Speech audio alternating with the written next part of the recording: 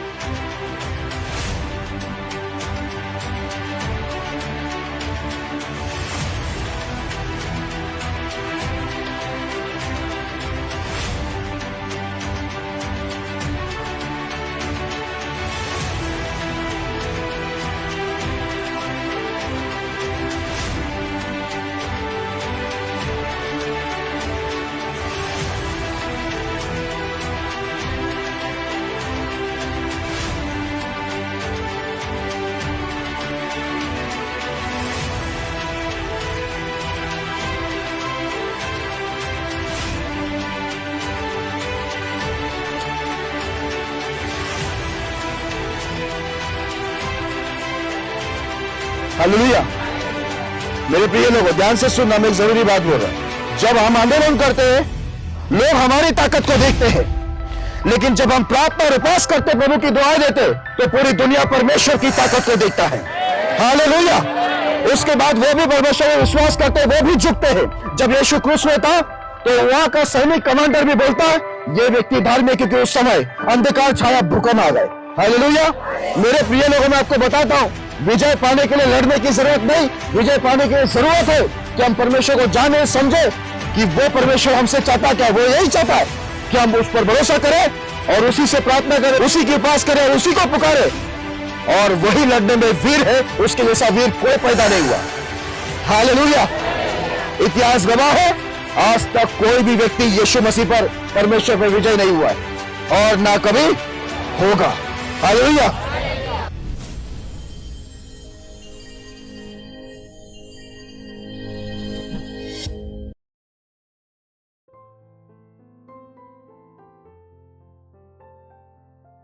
यदि आप भी चाहते हैं कि प्रभु आपके जीवन में भी अद्भुत कार्य करें, तो आप हमसे जुड़िए। और यदि आप भी प्रभु के अभिषिक्त दास पास्टर मोसेस जी से प्रार्थना करवाना चाहते हैं और बीमारी, गरीबी, पाप, श्राप से छुटकारा पाना चाहते हैं, तो प्रभु के दास से प्रार्थना करवाइए। प्रार्थना निवेदन के लिए डायल करें 9821509346।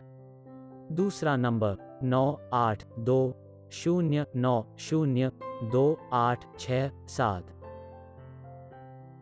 If you too want the Lord to work mighty wonders in your life, then you may join us. And if you want the Lord's anointed servant Pastor Moses to pray for you to get rid of sickness, poverty, sin and curses, then you may do so. For prayer request, 9821509346. Alternate number, 9820902867.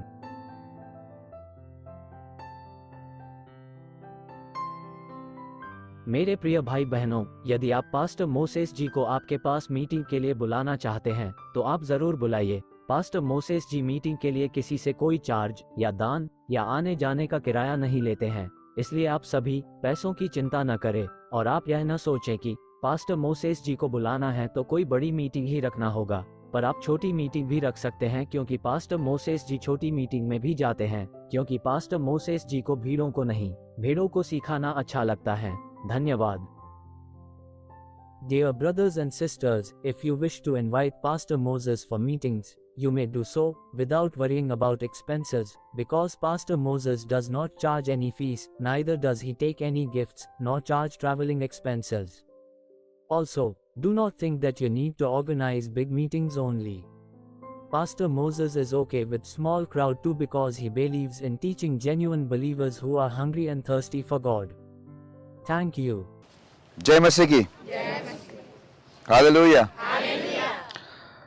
परमेश्वर को फिर एक बार धन्यवाद देते हैं इस समय के लिए कि परमेश्वर ने फिर से हम लोग को भला चंगा और जिंदा स्वस्थ रखकर परमेश्वर ने आज इस समय हमें इकट्ठा किया है करके परमेश्वर को धन्यवाद देते हैं। कितने लोग रोज दुनिया से चले जाते हैं, लेकिन हमारा परमेश्वर महान है जो हमें हर रोज स्वस्थ और भला चंगा रखकर चलाता है। Hallelujah, hallelujah. कल की बातें सबको याद है? क्या सीखे थे हम लोग ने? हम जिसकी भक्ति करते हैं उसे हम अच्छे से जानते हैं, क्या है ना? तो हम लोग ने कल बहुत सारी बातों को सीखे, लिखे, है ना? अभी ये YouTube पर भी आएगा, आप लोग और भी उसको देखना, बार बार देखोगे तो बार बार उसको समझ पाओगे, ज्यादा समझ पाओगे। Praise the Lord, hallelujah. तो आइए हम लोग एक नए विषय पर चलते हैं। एक विषय को आज हम लोग देखेंगे जो परमेश्वर ने मेरे सम्मुख रखा है। आज हम उसको देखेंगे, समझेंगे कि परमेश्वर हमसे क्या बात करना चाहते। इससे पहले कि मैं वचन में जाऊं, आप सभी से विनती है कि आप लोग ध्यानपूर्वक सुनना वचन को, क्योंकि हम लोग, मैंने कल भी बताया कि यहाँ पर बैठने से हमारे जीवन में चमत्कार होगा, बदलावट होगा, ऐसा नहीं है। लेकिन जब तक हम परमेश्वर के वचन को ध्यान से सुनेंगे नहीं, समझेंगे नहीं, वचन के अनुसार चलेंगे नहीं, तब तक हमारे जीवन के अंदर कोई कार्य होने वाला नहीं है। Praise the Lord. तो सब बातों के लिए परमेश्वर का धन्यवाद। आज हम लोग एक विषय को देखेंगे, जो लिखना चाहते हैं वो लिखे, जिन्हें लिखने आता है या लिखने की इच्छा है तो वो लिख के ले, जिसके द्वारा परमेश्वर आपके जीवन के अंदर कार्य करे।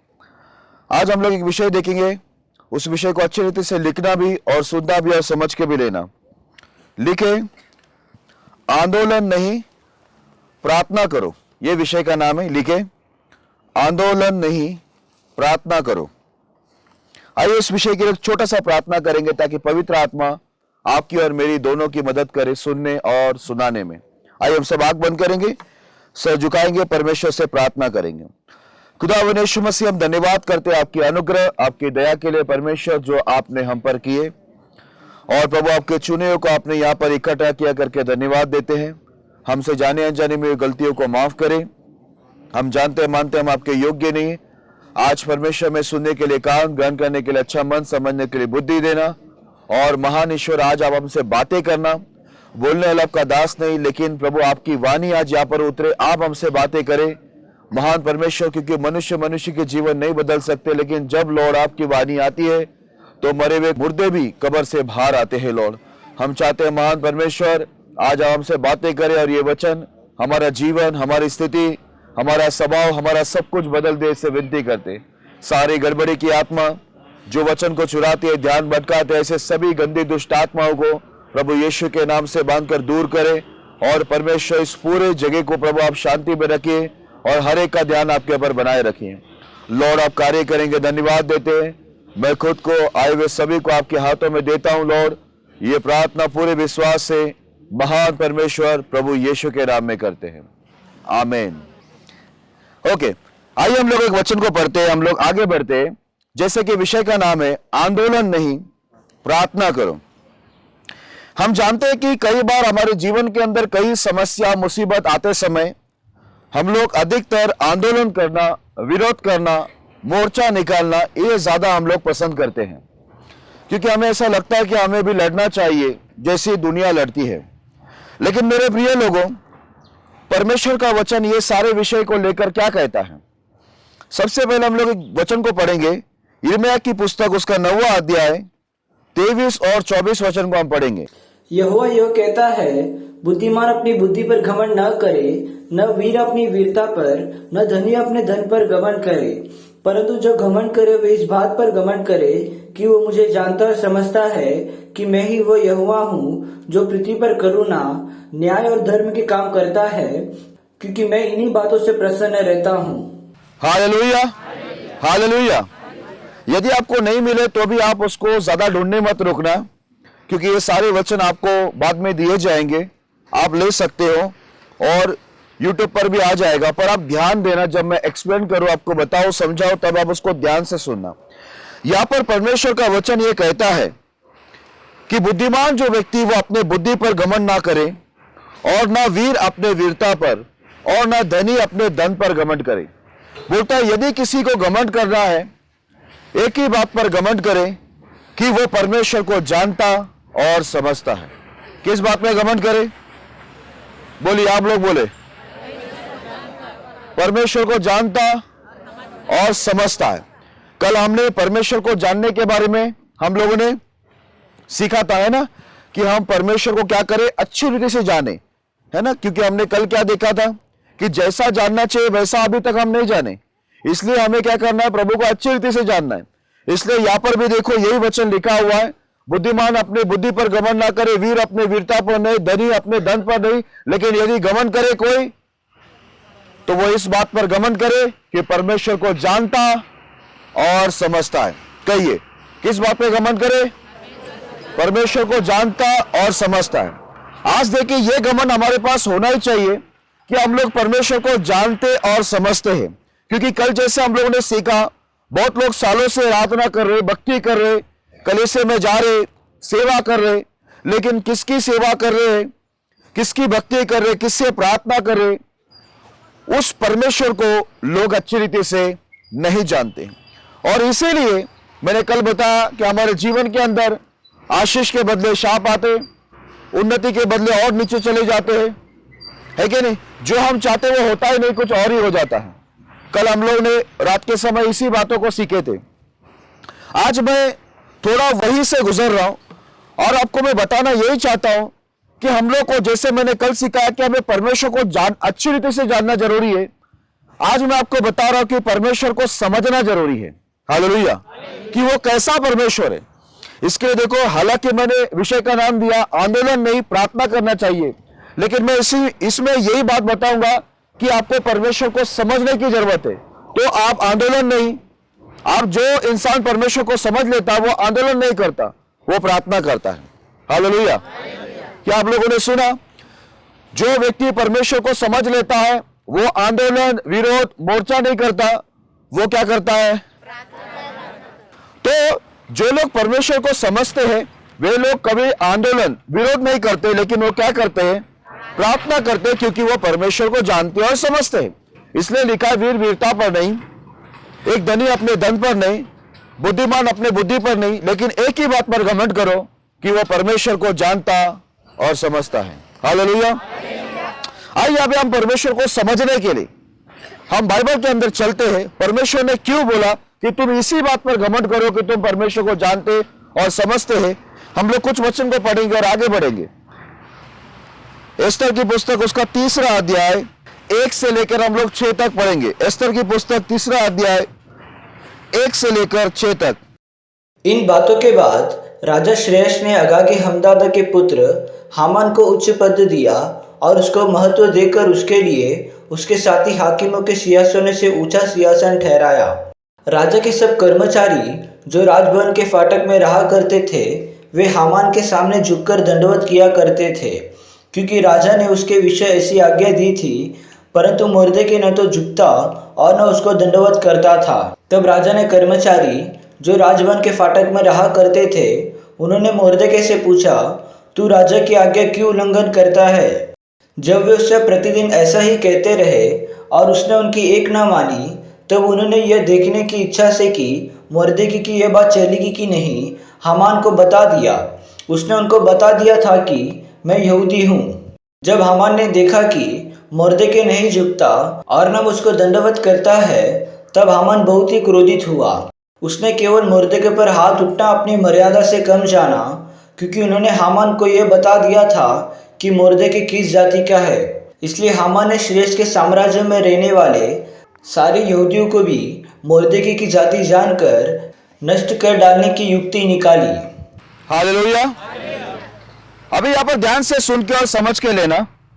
यहाँ पर साइरस राजा के समय जब यहूदी लोग उनके मध्य में बसे हुए थे और साइरस राजा का राज्य था, ऐसा स्थिति आई वहां पर साइरस राजा के अंडर में एक व्यक्ति था हामान।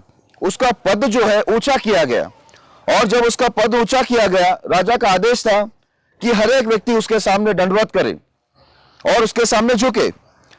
लेकिन ऐसा हुआ, यहूदी जो परमेश्वर के लोग हैं उनके लिए ये दृढ़ता से दी गई आज्ञा है कि जो परमेश्वर के लोग हैं वो किसी भी इंसानी जाति के सामने कभी दंडवत ना करें। ये शुरुआत से ही परमेश्वर के लोगों को आदेश या आज्ञा है, और इसी का ही पालन उसी समय का एक व्यक्ति जो यहूदी था, परमेश्वर का जन था और वो धर्मी था, वो प्रभु का भय मानने वाला था, प्रभु का व्यक्ति था, उसका नाम था मुर्दकाई। अब ये भी राजा के राजभवन के अंदर उस समय रहा करता था। अब ऐसा होता था, ये जो हामान है, शहरेश राजा का जो कर्मचारी, उसके आगे हर एक व्यक्ति उसके आते जाते समय हामान के आगे दंडवत करते थे, उसके सामने झुकते थे। लेकिन मुर्दकाई जो एक यहूदी था, परमेश्वर का जन था, वो कभी भी हामान के सामने ना दंडवत करता था, ना उसके आगे झुकता था। और बाकी जो कर्मचारी है, वे लोग भी मुर्दकाई को पूछते थे कि आप क्यों इनके सामने नहीं झुकते, क्योंकि राजा का आदेश है कि सभी लोग हामान के सामने दंडवत करना चाहिए, झुकना चाहिए। लेकिन मुर्दकाई इसके विषय में कोई जवाब उनको नहीं दिया, और वो लोग भी ये बात को जानते थे कि जो परमेश्वर के लोग हैं, यहूदी लोग हैं, ये कभी किसी मानव जाति के सामने या किसी के सामने परमेश्वर को छोड़ और किसी के सामने दंडवत नहीं करते हैं, ना झुकते हैं। मेरे प्रिय लोगों, जो उस समय के जो लोग थे, उन्होंने क्या किया, उन्होंने देखा कि मुर्दकाई नहीं झुक रहा है और उसको जितना समझाया जा रहा है उसके बाद भी वो नहीं झुक रहा है, नहीं दंडवत कर रहा है हामान के सामने। तब वो सारे कर्मचारियों ने सोचा कि हम लोग देखते हैं कि मुर्दकाई का ये जो तरीका है, ये जो इसकी भक्ति है, सिर्फ परमेश्वर के सामने दंडवत करना, परमेश्वर के सामने झुकना, इसका जो भक्ति का जीवन है, ये राजा के सामने, हामान के सामने चलेगा या नहीं चलेगा, ये देखने के लिए लोग ने क्या किया, ये सारे लोग ने क्या किया, जाकर हामान को ये बात बता दिया कि मुर्दकाई जो एक यहूदी है, परमेश्वर का जन है, वो केवल परमेश्वर के आगे दंडवत करता है, परमेश्वर के आगे झुकता है और किसी भी मानव जाति के आगे नहीं झुकता। बोला, हामान तेरे आगे भी वो नहीं झुकता, तुझे भी वो दंडवत नहीं करता है। पहला तो हामान को ये बात नहीं पता था, लेकिन जैसे ही हामान को ये बात पता चला, हामान बहुत क्रोधित हो गया, उसे बहुत गुस्सा आ गया। और जब जब हामान आता था, मुर्दकाई को ध्यान देता था कि सभी लोग हामान के आगे दंडवत कर रहे, झुक रहे, लेकिन मुर्दकाई जो परमेश्वर का जन है, एक अच्छा भक्त है, धर्मी व्यक्ति जो प्रभु का भय मानता है, वो हामान के आगे ना दंडवत करता था और ना ही उसके आगे वो झुकता था। ये बात देखने के बाद हामान बहुत क्रोधित होकर उसने एक निर्णय लिया, एक युक्ति बनाई कि वो सोचा, अब मैं क्या करूंगा, मुर्दकाई कोई नहीं, लेकिन जितने भी यहूदी लोग हैं, जितने भी परमेश्वर के लोग हैं, उनको हम लोग क्या करेंगे, पूरी तरह से मिटा देंगे। क्या आप लोगों ने सुना?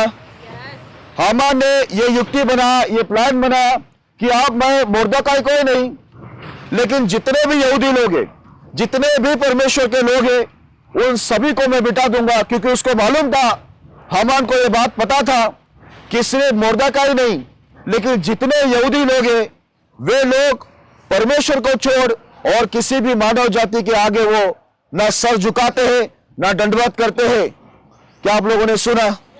यह हामान को पता था, इसलिए हामान ने सोचा, मुर्दकाई को मारकर फायदा नहीं, लेकिन मुझे पूरे यहूदी लोग को, पूरे परमेश्वर के लोगों को मार देना होगा। क्योंकि आज मुर्दकाई मेरे सामने नहीं झुक रहा है, मैं इसे मार दूंगा, कल कोई और यहूदी आएगा, कोई और परमेश्वर का जन मेरे सामने आएगा, वो भी मेरे सामने नहीं झुकेगा, मुझे दंडवत नहीं करेगा। मेरे प्रिय लोगों, जब उसने ये युक्ति बनाया, मैं आपको बताना चाहता हूं, जो हामान था, उसने जाकर राजा से ऐसे ही विनती किए और उनसे परमिशन लिए, सिग्नेचर लिए, एग्रीमेंट बना दिया कि जितने भी यहूदी लोग हैं वो सब मारा जाना चाहिए। अभी देखो उस वचन को हम पढ़ते आगे, उसी का एस्तर का 3 अध्याय 8, 9 और 10 वचन पढ़ना। हामान ने राजा श्रेयस से कहा, तेरे राज्य के सब प्रांतों में रहने वाले देश देश के लोगों के मध्य में तितर बितर और छिटकी हुई एक जाति है, जिसके नियम और सब लोगों के नियमों से भिन्न है, और वे राजा के कानून पर नहीं चलते, इसलिए उन्हें रहने देना राजा को लाभदायक नहीं है। यदि राजा को स्वीकार हो तो उन्हें नष्ट करने की आज्ञा लिखी जाए और मैं राजा के भंडारियों के हाथ में राज भंडार में पहुंचाने के लिए 10,000 किक्कर चांदी दूंगा। तब राजा ने अपनी अंगूठी अपने हाथ से उतारकर अगागी हमदाद के पुत्र हामान को, जो यहूदियों का बैरी था, दे दी। हालेलुया। अब यहां पर ध्यान से समझ के लेना, जब वो राजा के पास गया हामान ये विषय को लेकर कि एक यहूदी व्यक्ति है और जो मुर्दकाई है और उसके बॉस और भी यहूदी लोग हैं, जो ये यहूदी लोग हैं बोलते, उसके बारे में हामान ने राजा को बताया ये सारे यहूदी लोग जो है, इनके जो नियम है, इनकी जो व्यवस्था है, इनकी जो भक्ति का जीवन है, ये पृथ्वी भर के सारे जातियों से बिल्कुल अलग है। क्या बताए? पृथ्वी के सारी जातियों से इनका जो नियम है, इनकी जो भक्ति का जीवन है, इनकी जो व्यवस्था है, पूरी दुनिया के नियमों से अलग है। बताया राजा को ये बात बताने के बाद राजा को बोलता है, देखो ये जो यहूदी लोग हैं, ये आपके कानून में नहीं चलते, आपके नियम में, आपके जो ठहराए हुए जितने भी रूल है उसमें वो नहीं चलते। हालेलुया। लेकिन वो लोग परमेश्वर की व्यवस्था पर चलते हैं। इसलिए हामान राजा को बोलता है, यहूदी लोग को रखना तेरे लिए, राजा को बोलता है, तेरे लिए कुछ भी लाभदायक नहीं है। हालेलुया। और ये बात बोलने के बाद राजा भी क्या करता है, उसकी विनती को कबूल करता है और उनको ये आदेश दे देता है, जैसा तुझे ठीक लगे वैसा तू कर यहूदियों के साथ। यानी तू उन लोग को पूरा खत्म करना चाहता है, मारना चाहता है, तो क्या कर दे, उसे मार दे। अब मेरे प्रिय लोगों, यहां पर एक बहुत बड़ा संकट पूरे परमेश्वर के लोगों पर आया, जो जिंदा परमेश्वर को मानने वाले, जिंदा परमेश्वर की भक्ति करने वाले और जिंदा परमेश्वर के आगे ही दंडवत करने वाले, और वो किसी के आगे वो झुकने वाले लोग नहीं है। अब एक बहुत बड़ा संकट आ गया, क्योंकि हामान ने राजा से ऐसा परमिशन ले लिया, ऐसा एग्रीमेंट बना लिया कि पूरा यहूदियों को क्या करना है, मार देना है, और उनका जो कुछ भी है, उनका धन सब संपत्ति लूटना है। आपको मालूम है यह आदेश कैसा निकला? अगर आप आगे पढ़ेंगे तो बहुत भयंकर लिखा हुआ है कि बोलता है, जवान लोगों को मार दो, बूढ़े को भी मार दो, बच्चों को भी मारो, स्त्रियों को भी मार दो, और उनका जो कुछ भी है परमेश्वर के लोगों का, वो सब क्या कर लो, लूट लो करके लिखा हुआ है। देखो वही एस्तर का 3रा अध्याय 13, 14 और 15 वचन को हम पढ़ेंगे। 13, 14 और 15 वचन। राज्य के सब प्रांतों में इस आशय की चिट्ठियां हरकरों के द्वारा भेजी गई कि एक ही दिन में, अर्थात अदार नामक 12वें महीने के 13वें दिन को, क्या जवान, क्या बूढ़ा, क्या स्त्री, क्या बालक, सब यहूदी मार डाले जाए, नष्ट किए जाए और उनका सत्यानाश किया जाए और उनकी धन संपत्ति लूट ली जाए। उस आज्ञा के लेख की नकलें सब प्रांतों में खुली हुई भेजी गई कि सब देशों के लोग उस दिन के लिए तैयार हो जाए। यह आज्ञा शूशनगढ़ में दी गई और हरकारे राजा की आज्ञा से तुरंत निकल गए। राजा और हामान तो दाख मधु पीने बैठ गए, परंतु शूशन नगर में घबराहट फैल गई। हालेलुया। देखो ये आज्ञा कैसे निकली। यह आज्ञा ऐसा निकला, अब हामान इतना क्रोधित हो गया, मुर्दकाई जो परमेश्वर का दास है उसके ऊपर इतना गुस्सा हुआ कि वो मेरे सामने झुकता नहीं है, केवल परमेश्वर के सामने झुकता है। इसलिए उसने पूरे यहूदियों को मारने का परमिशन राजा से ले लिया। और ऐसा लिखा हुआ है, बोलता है जवान हो, स्त्री हो, बच्चे हो, सबको मार देना है। और लिखा है उनका जो कुछ भी है यहूदियों का, वो सब कुछ लूट लेना है। अब ये आज्ञा निकलने के बाद बाइबल के अंदर ऐसा लिखा हुआ है, राजा हामान आराम से बैठकर क्या कर रहे, लिखा हुआ है, वो लोग नशा करने को बैठ गए, है ना। लेकिन पूरे जितने भी यहूदी लोग थे, वो लोग जब ये बात को सुना कि हमारे जवान और स्त्रियों को, बच्चों को, सबको मार देने वाले, बूढ़ों को भी मार देने वाले, ये बात सुनने के बाद पूरे यहूदी लोग क्या हो गए, डर गए। हालेलुया। एक इंसान होने के नाते हम लोग को मन में डर आ जाता है कि नहीं? जब भी हम लोग सुनते तो हमारे मन में भय आ जाता है कि हमें मारने वाले, हमें मार डालने का आदेश आ गया है और हमारा सब कुछ लूट लिया जाएगा, हमारे बच्चे, बीवी, पत्नियां, माँ बाप, भाई बहन, सबको मार दिया जाएगा। ये सुनने के बाद किसी के भी मन में क्या आएगा, डर आएगा ही। हालेलुया। मेरे प्रिय लोगों, अब जब इनके जीवन में इतने बड़े संकट आया, एक पर नहीं आया, 2 पर नहीं आया, 3 पर नहीं आया, लेकिन सारे यहूदी लोग यानी सारे परमेश्वर के लोगों के ऊपर यह विपत्ति आई। यानी प्रत्येक व्यक्ति को मार डालने का आदेश आया, चाहे फिर वो बच्चा हो, स्त्री हो, जवान हो, उम्र वाला हो, सभी को मार डालने का क्या आया? आदेश आ गया। हालेलुया। मेरे प्रिय लोगों, जब ये आदेश निकला कि पूरे यहूदियों को मार देना है, उस समय हम लोग देखते हैं ये बात मुर्दकाई को पता चला। अब जब मुर्दकाई को ये बात पता चला, वो परमेश्वर का जन था। मेरे प्रिय लोगों, जैसे उसको ये बात पता चला, उसने क्या किया? उस समय उसकी एक चचेरी बहन थी जिसका नाम था एस्तर। वो एस्तर जो है बहुत छोटेपन से ही मुर्दकाई के साथ में रहकर परमेश्वर के बारे में सीखी, समझी। बचपन से उसको परमेश्वर के बारे में मुर्दकाई ने उसको सिखाया, समझाया था। और वो एस्तर जो रानी थी, वो बाद में रानी बनी, लेकिन रानी बनने से पहले वो परमेश्वर के साथ चलने वाली एक स्त्री थी, ठीक है। वो यहूदी थी, परमेश्वर की जन थी। और प्रभु ने देखो, ये संकट आने से पहले ही एस्तर को, जो परमेश्वर की जन थी, वो एक यहूदी स्त्री थी, उसे क्या किया गया? रानी पद में परमेश्वर ने पहले ही पहुंचा दिया। अब वो रानी बनकर वहां पर बैठी हुई थी। अब ये मुर्दकाई एक हिसाब से उसका भाई लगता है, चचेरा, ठीक है। वो चचेरी बहन थी उसकी। मेरे प्रिय लोगों, मैं आपको बताना चाहता हूं, जब मुर्दकाई को यह बात पता चला कि पूरे यहूदी लोग को मार दिया जाने वाला है, बच्चे, जवान, उम्र वाले, सभी को खत्म किया जाएगा परमेश्वर के लोगों को, क्योंकि वो लोग किसी इंसान के सामने नहीं झुकते और उनके जो नियम है, यानी जो व्यवस्था को हम पालन करते, वो दुनिया के सारे भिन्न भिन्न जातियों से क्या है? अलग है। क्या है? अलग है। देखो, दुनिया के जितने भी जाति है, वे लोग कहीं ना कहीं एक होते हैं, लेकिन हम लोग उनसे हमेशा कैसे दिखते हैं? अलग ही दिखते हैं, और अलग दिखना भी चाहिए। हालेलुया। हम लोग अलग दिखते हैं, अलग दिखना ही चाहिए। यदि हम लोग अलग नहीं दिखेंगे तो हम भी उन्हीं के समान रहेंगे। हालेलुया। इसलिए हमको अलग दिखना बहुत जरूरी है, क्योंकि जब हम उनसे अलग दिखते हैं तभी तो हम परमेश्वर के लोग कहलाते हैं। हालेलुया।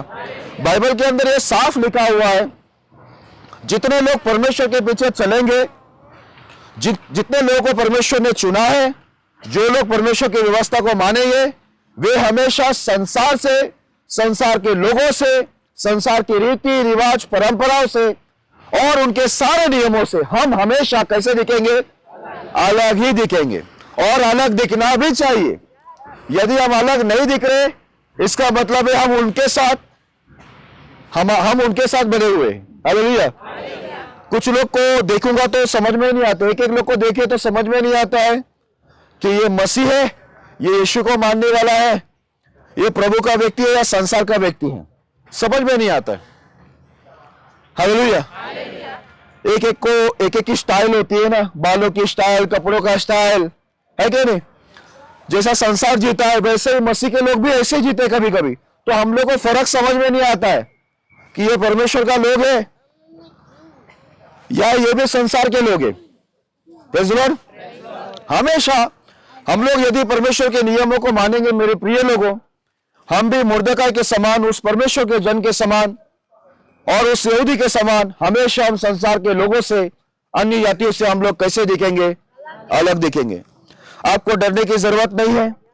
जब हम लोग अलग दिखते हैं, संसार के लोग हमसे प्यार नहीं करेंगे, शैतानी लोग हमसे प्यार नहीं करेंगे, जितने भी संसारिक शारीरिक लोग हैं वो हमसे रिश्ता नहीं बनाएंगे, हमसे बातें नहीं करेंगे, हमें उनके कार्यक्रम में नहीं बुलाएंगे। बाइबल के अंदर ये सब लिखा हुआ है कि वो तुम्हारा नाम काट देंगे, तुम्हें शादी ब्याह में नहीं बुलाएंगे, कहीं भी नहीं बुलाएंगे। बाइबल में ऐसा लिखा हुआ है। जब वो तुमको अपने ग्रुप से, है ना, उनकी संगति से आपको हटा दे, निकाल दे और आपको शादी ब्याह में ना बुलाए, आपको अपना ना समझे, प्यार ना करे, तो मेरे प्रिय लोगों, बाइबल के अंदर लिखा हुआ है, दुखी मत होना पर आनंदित होना। बोलता है उछल कर कूदना, क्योंकि स्वर्ग में तुम्हारे लिए क्या है? बड़ा प्रतिफल है। हालेलुया। आज देखो, यीशु को मानने के बाद हम परमेश्वर में चलते हैं। जब तक हम पाप में चल रहे थे तो संसार के जो पापी लोग थे, संसारिक शारीरिक लोग थे, वे हमारे संगति में थे, हमारे सहयोगी थे, हमें सपोर्ट करते थे। लेकिन जैसे हम लोगों ने गुनाहों को छोड़ा, पापों को छोड़ा, सारे गलत कामों को छोड़ा, तो गलत लोगों ने भी हमको छोड़ दिया। हालेलुया। जब हम बुराई को छोड़ते हैं तो बुरे लोग भी हमें क्या करते हैं? छोड़ देते। तो इसमें कोई दुखी की बात नहीं है ना। जब तक हम संसार में थे, भाई लोगों को पता होगा शराब पिलाने वाले कितने दोस्त होते हैं, है क्या नहीं? हमारे पास पैसे नहीं रहेंगे तो भी बोलेंगे नहीं मैं तुमको आज मेरी तरफ से पिलाऊंगा, है क्या नहीं? खाना नहीं देंगे लेकिन पीने के लिए पैसा बराबर देंगे। तो मेरे प्रिय लोगों, मैं आपको बताना चाहता हूं, हम संसार से अलग दिखते हैं, ये बहुत खुशी की बात है, इसमें कोई दुख की बात नहीं है। ये लोग भी अलग दिख रहे थे। अब जैसे ये बात मुर्दकाई को पता चला, मुर्दकाई उस समय एक माननीय व्यक्ति था और यहूदियों में उसकी एक अलग पहचान थी, वो मुख्य व्यक्ति था। अब उसने क्या किया, जैसे उसको पता चला, उसने ये जो खबर था, ये जो समाचार था, उसने क्या किया, एस्तर रानी को, जो उस समय रानी बन चुकी थी और वो परमेश्वर को भय मानने वाली एक स्त्री थी, अब वो रानी बनकर बैठी हुई थी, उसके कानों तक ये समाचार पहुंचा दिया कि पूरे यहूदी समाज पर क्या आ गया है, संकट आ गया है, विपत्ति आ गया। वो भी कोई छोटी मोटी विपत्ति नहीं, लेकिन एक बड़ी विपत्ति आ गई है कि पूरे के पूरे परमेश्वर के लोगों को, बच्चे, जवान, उम्र वाले, स्त्रियों को, पुरुषों को, सबको क्या कर दिया जाएगा, मार दिया जाएगा और उनका धन संपत्ति क्या किया जाएगा, लूट लिया जाएगा। आप एस्तर रानी जब ये बात को सुनती है, देखो उसको बचपन से परमेश्वर का शास्त्र समझाया गया है, सिखाया गया है, इसके लिए वो परमेश्वर को अच्छे से समझती है। क्या करती है?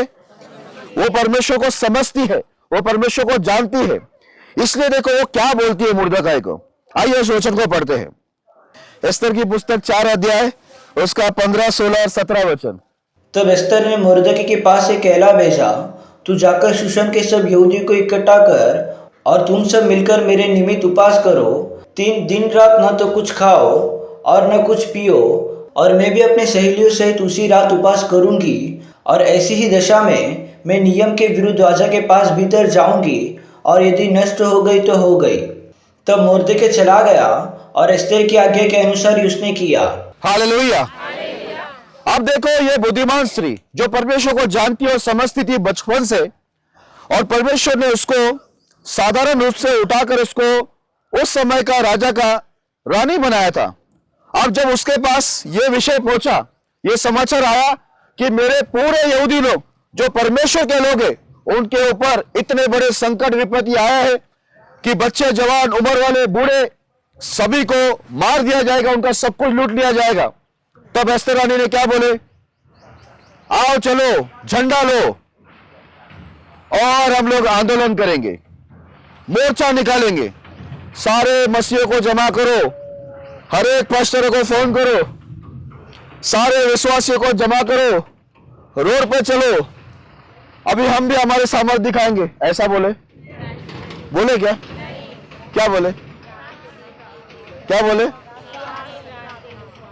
3 दिन उपवास और प्रार्थना बोले ना, क्या आंदोलन बोले? मोर्चा निकालने बोले, झंडा वगैरह लेकर नहीं बोले ना।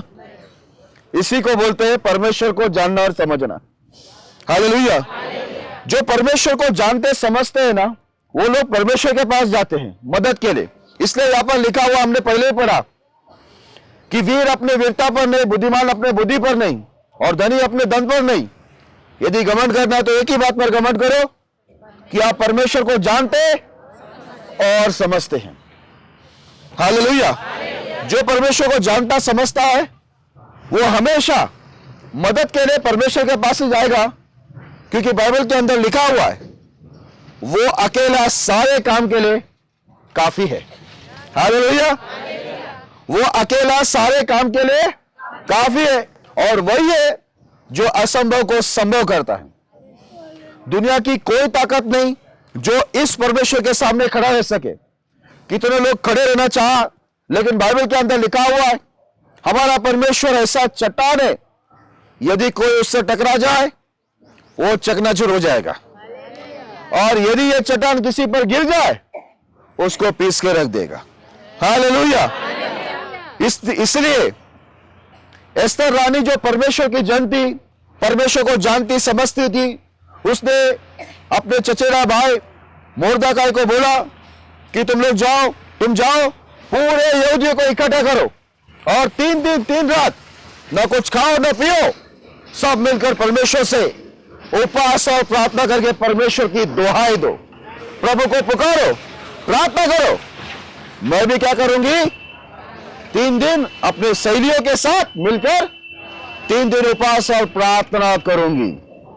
हालेलुया। बाइबल के अंदर ऐसा लिखा हुआ है, मोर्दकाई को जैसे एस्तर रानी ने आदेश दिया, वैसे मोर्दकाई जाकर सारे यहूदियों को लेकर अपने बचाव के लिए, जो उनके ऊपर हो रहे अत्याचार के लिए, उनके ऊपर आने वाले संकट के लिए, उनके ऊपर आने वाले मृत्यु के लिए, उन्होंने आंदोलन नहीं, 3 दिन का क्या किया, उपवास और प्रार्थना किया। हालेलुया।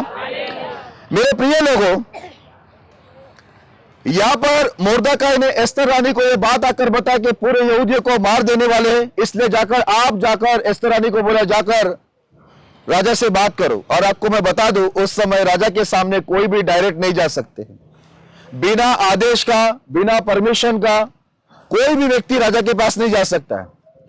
इसलिए एस्तर रानी बोलती है, 3 दिन मैं भी उपवास करूंगी, सारे यहूदियों को बोलो उपवास करो, उसके बाद मैं राजा के आदेश के बिना ही, उसके परमिशन के बिना ही, उनके जो रूल है, कानून है, उसके विरुद्ध में मैं क्या करूंगी, राजा के सम्मुख जाऊंगी। और ये 3 दिन उपवास करने के बाद एस्तर रानी राजा के सामने गई, उनके कानून के विरुद्ध में। कानून के अनुसार जब तक बुलाया नहीं जाएगा कोई नहीं जा सकता, चाहे रानी भी क्यों ना हो। लेकिन इसने उपवास प्रार्थना करके राजा के सामने गई, और आपको मालूम है क्या हुआ, ये उपवास प्रार्थना ऐसा काम कर गया, राजा एस्तर रानी को देखते ही, बाइबल के अंदर लिखा हुआ है, वो बहुत प्रसन्न हुआ, बहुत खुश होकर, जो उसके हाथ में जो राजदंड होते हैं ऐसा दिखाते, एक ऐसा लकड़ी होती है या रॉड बोलते हैं उसको, तो राजा वो दिखा देता है। तो रानी आती है, तो रानी को वो पूछता है कि तुम्हें क्या चाहिए करके। तो रानी देखो कितने शांति से राजा को बोलता है, आप खाना खाने के लिए मेरे पास आइए करके, और बोलता है आते समय किसको ले आना, हामान को भी लेके आना। देखा, उनको भी खाने पे बुला लिया। अगर हम होते तो वहीं पर चालू हो जाते, राजा जी क्या बताए, ये हो गया, वही पर पूरा बड़बड़ राजा पक जाता, राजा के सर में दर्द हो जाता। मतलब कितना बोलती है ये, है क्या नहीं। एक एक लोग बोलने शुरू करेंगे तो रुकते ही नहीं है। लेकिन रानी देखो कितने समझदार थी। बाइबल पढ़ेंगे ना तो चाहे स्त्री हो या पुरुष, वो बुद्धिमान हो जाते, समझदार हो जाते। बाइबल में लिखा है, ये बाइबल जो भी पढ़ता है वो साधारण व्यक्ति बुद्धिमान होता है। हालेलुया। अब रानी ने उनको खाना खाने को बुलाया, दोनों को खाना खिलाया, राजा को भी और जो यहूदियों का विरोधी था हामान, उसको भी। हामान बहुत खुश हो गया, बोले रानी खाना खाने को मुझे ही बुलाया, बाकी किसको बुलाया नहीं। तो बहुत खुश था, उसको भी पता नहीं था क्या होने वाला है। तो राजा ने उस समय भी पूछा, रानी तुझे क्या चाहिए करके। तो बोला कल वापस से खाना खाने को आओ। तो बोला अच्छा ठीक है। राजा वापस से आया, बोला हामान को भी लेके आओ। बोला हामान को भी साथ में लेके आया। आप दूसरी बार भी खाना खिलाया। आप खाना खिलाने के बाद राजा फिर से पूछता है रानी को, तुझे क्या चाहिए मांग करके। तब वो बोलता है, हमारे यहूदी लोगों के लिए ऐसा आदेश निकाला गया है कि हमारा पूरा यहूदी समाज को पूरी तरह से मार दिया जाए, खत्म किया जाए, बच्चे जवान उम्र वाले सभी को, और उनका जो कुछ है उसे लूट लिया जाए। यह बात सुनने के बाद राजा को बहुत गुस्सा आता है। राजा बहुत गुस्से में आ जाता है, बोलता है किसने यह आदेश निकाला करके। तभी वो तुरंत बोलता है, यही हामान ने क्या किया है, वो आदेश निकाला है। हालेलुया। मेरे प्रिय लोगों, मैं आपको बताना चाहता हूं, जैसे राजा सुनता है, वो खाना खाता रहता है, वहां से वो उड़ जाता है, और कोई तो वहां पर आकर बताता है कि ये जो हामान है, उसने यहूदी मोर्दकाई को लटकाने के लिए एक बड़ा फांसी का 50 हाथ का क्या बनाया, फंदा बनाया। राजा ये सुनने के बाद क्या बोलता मालूम है, ये हामान को लेके जाओ, जहां पर ये यहूदी परमेश्वर का जन मोर्दकाई को लटकाने वाला था, उस खंबे में यही हामान को क्या करो, लटका दो। Hallelujah, hallelujah. मेरे प्रिय लोगों, मैं आपको बता दूं, जब जब हमारे पर संकट, तकलीफ, परेशानी आती है, आपको आंदोलन करना या लड़ाई करने की या विरोध करने की या मोर्चा निकालने की जरूरत नहीं है। आपको जरूरत है परमेश्वर के सामने जाकर प्रार्थना और उपवास करने की, क्योंकि जब आप प्रार्थना और उपवास करोगे, परमेश्वर हर हालत को बदलने के लिए तब भी ताकतवर था, अब भी ताकतवर है, आगे भी वो ताकतवर रहेगा। Hallelujah, hallelujah. ये हामान इतना मुर्दकाई से, जो परमेश्वर का जन था, उससे इतना चिढ़ता था। इससे पहले कि हामान को फांसी पर लटका दिया गया, उसके पहले ही एक घटना घटा था। ठीक है, एक बार राजा को देखो, बोलते इतिहास पढ़कर सुनाया गया था, उसको नींद नहीं आ रही थी। जब ये उपवास प्रार्थना चला, उस समय की बात है। तभी इतिहास में लिखा गया कि राजा के विरुद्ध कोई उठने वाला था, और उसकी जानकारी देने वाला कौन था? यह परमेश्वर का जन मुर्दकाई। तब वो राजा बोलता है, हामान को बुला के बोलता है, मुझे किसी का तो क्या करना है? प्रशंसा करना है, क्योंकि उसने क्या किया है? राजा के विरुद्ध उठने वाले का समाचार मुझे बताया है, मेरे विरोधियों का। तब हामान बहुत खुश होता है कि उसे लगता है कि ये जो महिमा मिलने वाली मुझे मिलने वाला है, तो बहुत अच्छे से बताता है राजा को कि उसे क्या करो, उसे अच्छे रथ पर बिठाओ, अच्छे राजकीय वस्त्र पहनाओ। ठीक है, ये सब बोलता है मुझे किसी का तो, राजा बोलता है मुझे किसी का तो महिमा करना है, किसी को तो प्रशंसा देना है। तब हामान इतना अच्छे से बताता है कि प्रशंसा कैसे करना है, उसको ऐसा लगता है कि उसका प्रशंसा होने वाला है। तब राजा बोलता है, जो तूने बताया ना, वैसे के वैसे ही करना। किसके साथ करना? जो परमेश्वर का जन मुर्दकाई है ना, यहूदी, जिससे हामान बहुत चिढ़ता था, उसी के हाथ से क्या हुआ? सारा प्रशंसा मुर्दकाई को दिलाया गया, शत्रु के हाथों से। मेरे प्रिय लोगों, मैं आपको बताना क्या चाहता हूं, यदि हम लोग उपवास और प्रार्थना करें, परमेश्वर पे भरोसा करें, तो मैं आपको बता दूं, आपको किसी से लड़ने के लिए, किसी का विरोध करने की कभी कोई जरूरत नहीं पड़ेगी। हालेलुया। आपको क्या लगता है, आपका परमेश्वर उस समय ताकतवर था, क्या अभी कमजोर हो गया है? नहीं, वो तब भी ताकतवर था, वो अभी ताकतवर है। हालेलुया। इसके लिए मेरे प्रिय लोगों, मैंने शुरुआत में पढ़ा, वीर अपने वीरता पर नहीं, बुद्धिमान अपने बुद्धि पर नहीं, धनी अपने धन पर नहीं, कोई किसी चीज पर घमंड मत करो। हालेलुया। लेकिन घमंड करो एक ही बात में, कि आप परमेश्वर को जानते और समझते। हालेलुया। एस्तर रानी थी, यदि वो चाहती तो पूरे यहूदियों को लेकर आंदोलन करती ना? करती नहीं करती? मोर्चा निकालती नहीं निकालती? लेकिन यहां पर देखो ना, उपवास प्रार्थना के द्वारा कितने शांति से दुश्मन क्या हो गया? फांसी के फंदे पर लटक गया। कितनी शांति से हो गया काम?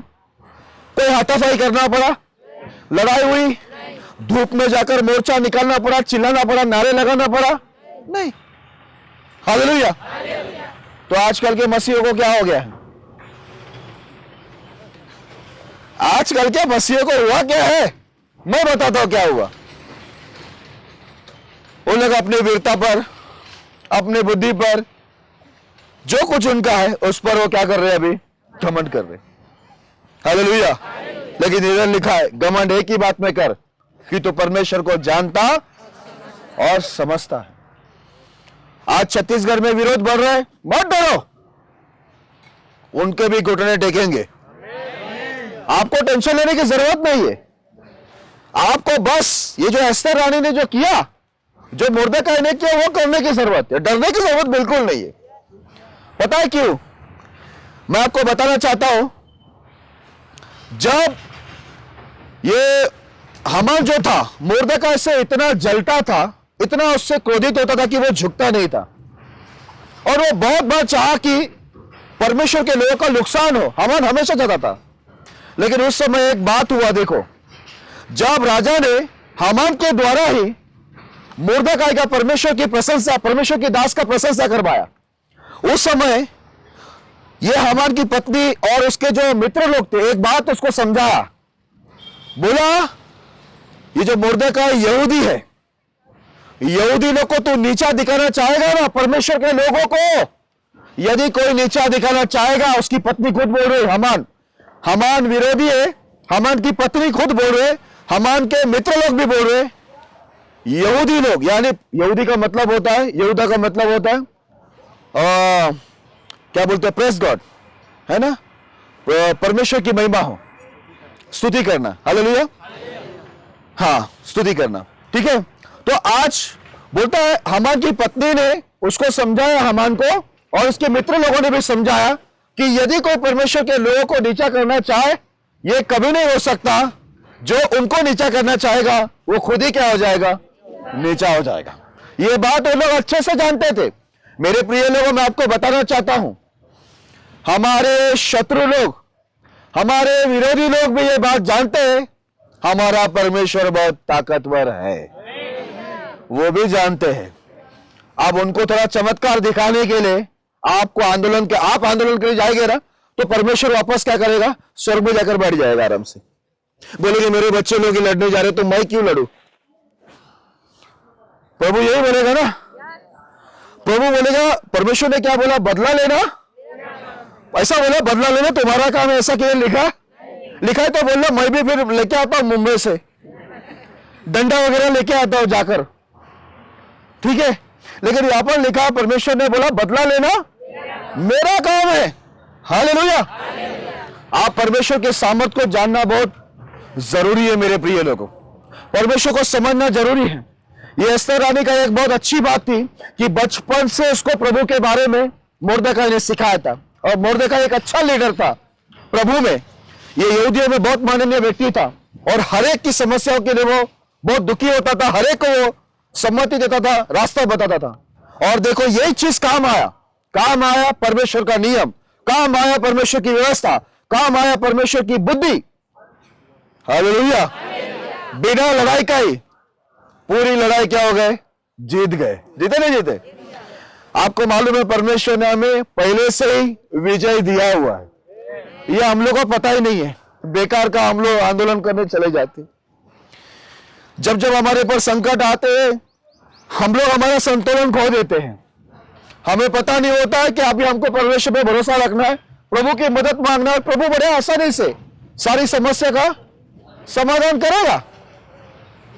प्रभु के आगे आज तक कोई जा सका है, कोई ताकत ऐसी कोई भी शक्ति आई है जो प्रभु के सामने ठहर सकी, प्रभु को हराया? इतिहास में आपने कभी सुना है किसी ने प्रभु को हरा दिया, प्रभु पर विजय हुआ, आपने कभी सुना है? तो फिर काय के लिए आंदोलन, फिर क्यों लड़ाई, फिर क्यों मोर्चा? उससे अच्छा है ना कि हम सब मिलकर क्या करें, उपवास और प्रार्थना करें।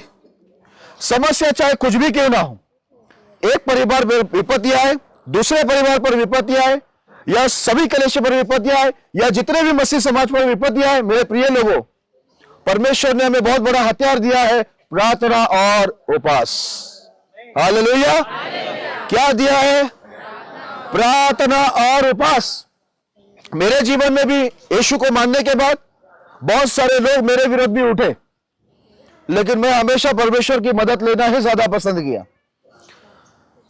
हमारे सोसाइटी में और बहुत सारे जगह में बहुत सारे विरोधी लोग उठे, अलग अलग विरोधी उठे। कभी मुझे अवसर मिले मैं सुशे में गवाही दूंगा, बहुत लोग उठते थे, लेकिन मैं किसी से लड़ने जाता नहीं था। मेरा एक छोटा भाई है, वो हमेशा बोलते थे मुझे, आप सबका सुन के लेते हैं, कुछ बोलते ही नहीं, लड़ते क्यों नहीं पूछते? क्योंकि मेरा परमेश्वर मुझे बोला है लड़ना मेरा काम है, इसलिए मैं नहीं लड़ता हूं। अगर प्रभु बोलता लड़ना तेरा काम है तो मैं जरूर लड़ता। हालेलुया। लेकिन प्रभु ने ऐसा लिखा नहीं हुआ ना, ऐसा आदेश नहीं दिया हुआ है। यही मेरे प्रिय लोगों, यही चीज जरूरी है कि हम परमेश्वर को कितना जानते और समझते। जितने लोग प्रभु को समझते हैं, प्रभु की बातों को समझते, प्रभु के कार्यों को समझते, प्रभु के सामर्थ को समझते, वो कभी भी सारे मुकदमा को किसके हाथ में देते हैं? परमेश्वर के हाथ में देते, और वो खुद जाकर शांति से सो जाते, कोई टेंशन नहीं। हालेलुया। और प्रभु क्या करता है? जितने भी विरोधी है सबको, हालेलुया। ओके, अभी एक दूसरा उदाहरण देना चाहूंगा मैं, उसको भी पढ़ते फिर आगे बढ़ते। हम लोग आते हैं दूसरा राजा दूसरा राजा 19 अध्याय 1 से लेकर 6 तक हम पढ़ेंगे। दूसरा राजा 19 अध्याय 1 से लेकर 6 तक पढ़ेंगे। जब हिजकिय्याह राजा ने यह सुना तब अपने वस्त्र फाड़ टाट ओढ़कर यहोवा के भवन में गया और उसने इल्याकीम को जो राजघराने के काम पर था और शेबना मंत्री को और याजकों के पुरनियों को जो सब टाट ओढ़े हुए थे आमोस के पुत्र यशायाह भविष्यवक्ता के पास भेज दिया। उन्होंने उससे कहा, हिजकिय्याह यह कहता है, आज का दिन संकट और बतरसना और निंदा का दिन है। बच्चों के जन्म का समय तो हुआ पर जच्चा को जन्म देने का बल न रहा। कदाचित तेरा परमेश्वर यहोवा रबशाके की सब बातें सुने जिसे उसके स्वामी अशूर के राजा ने जीवते परमेश्वर की निंदा करने को भेजा है, और जो बातें तेरे परमेश्वर यहोवा ने सुनी है उन्हें डांटे। इसलिए तू इन बचे हुए के लिए जो रह गए हैं प्रार्थना कर। तब हिजकिय्याह राजा के कर्मचारी यशायाह के पास आए।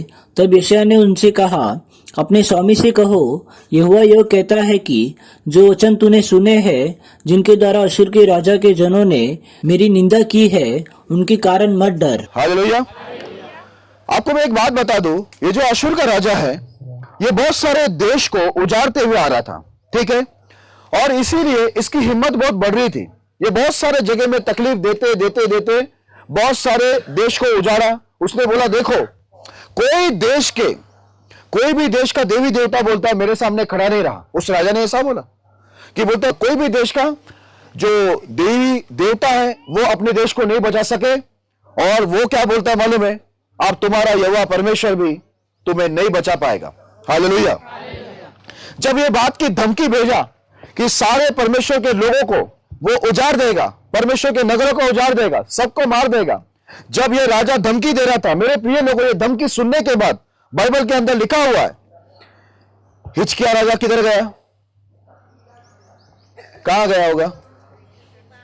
सबसे पहले कहां गया होगा? पुलिस स्टेशन, कलेक्टर, मंत्री, सबसे पहले कहां गया होगा? हम लोग उल्टा करते हैं ना, सबसे पहला इधर उधर किधर। लेकिन ये देखो हिजकिय्याह राजा किधर गया? बाइबल के अंदर लिखा है सीधे परमेश्वर के भवन में गया। हालेलुया। सीधे परमेश्वर के भवन में गया, और बाइबल के अंदर लिखा हुआ है उसने अपने कुछ कर्मचारियों को भेजा। कहां भेजा मालूम है? परमेश्वर के दास यशायाह के पास भेजा, और यशायाह के पास जाकर उनको यह कहने को बोला कि यह समय संकट का है, यह समय निंदा का है, क्योंकि यहां पर अब अशूर का राजा हमें क्या कर रहा है? धमकी दे रहा है कि तुम्हारे भी देश को मैं क्या करूंगा? उजाड़ दूंगा, तुम्हारे लोगों को भी मैं खत्म कर दूंगा, तुम्हें भी खत्म कर दूंगा। मेरे प्रिय लोगों, जब वो परमेश्वर के भवन में गया, प्रार्थना किया, और उसने अपने लोगों को परमेश्वर के दास के पास भेजा, और उनसे भी, उनके दास को भी यह कहने को भेजा कि हम सबके लिए क्या कर? प्रार्थना कर। क्या कर? आंदोलन की तैयारी कर, ऐसा नहीं बोलने को भेजा। पास्टर को क्या बोलने को भेजा? प्रार्थना कर, है ना। हिजकिय्याह ने बोला मैं भी प्रार्थना कर रहा हूं, और परमेश्वर के दास यशायाह को भी बोल कि जितने भी हम लोग हैं हमारे लिए क्या करें? प्रभु के लोग के लिए प्रार्थना करें। और जब ये बात यशायाह के पास पहुंचा, यशायाह ने उस कर्मचारियों को बोला, जाकर राजा को बोलो, जो तुम्हारी निंदा कर रहा है, जो तुम्हें धमका रहे, दम दे रहे, तुम उनसे मत डरो। हालेलुया। क्या आप लोगों ने सुना? क्या बोला प्रभु के दास ने? बोला तुम्हें उनसे डरने की जरूरत नहीं है, मैं प्रार्थना करूंगा करके बोला, मैं प्रार्थना करूंगा। ओके, उनको बोला डरो मत। अब देखो आगे क्या होता है। अभी हम लोग उसी का 13 से लेकर 20 तक पढ़ेंगे। 13 से लेकर 20 तक।